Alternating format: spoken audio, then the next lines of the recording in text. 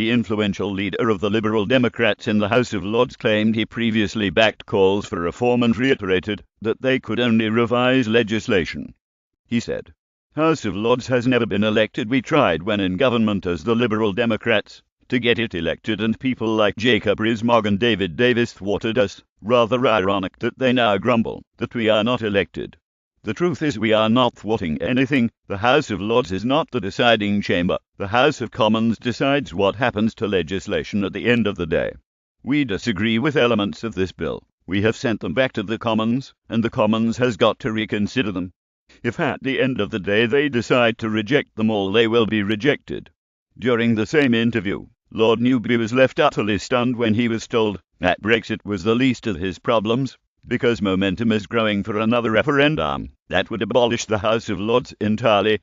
Brexiteer Tom Slater pointed out that the fact the Liberal Democrats, who only have 12 MPs but 93 peers, are leading the way would only hasten their destruction.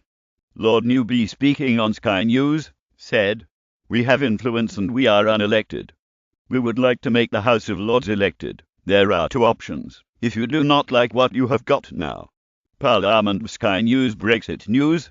Lord Newby said he backed reform of the House of Lords. "The truth is we are not thwarting anything, Lord Newby. You can either elect the House of Lords or you can abolish it.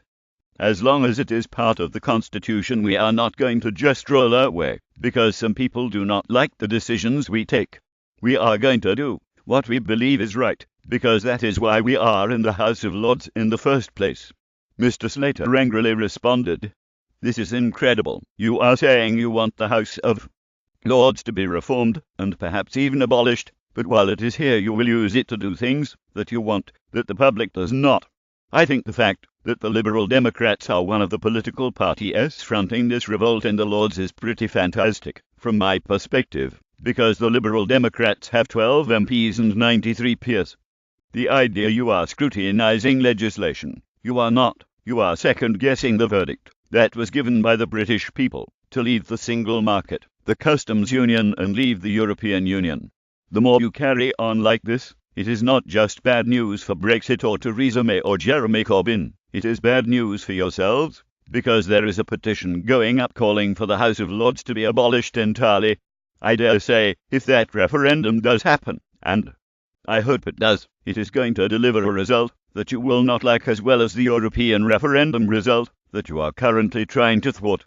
A petition to give the electorate a referendum on the abolition of the House of Lords has currently got 159,339 signatures, and describes the chamber as a place of patronage, where unelected and unaccountable individuals hold a disproportionate amount of influence and power which can be used to frustrate the elected representatives of the people.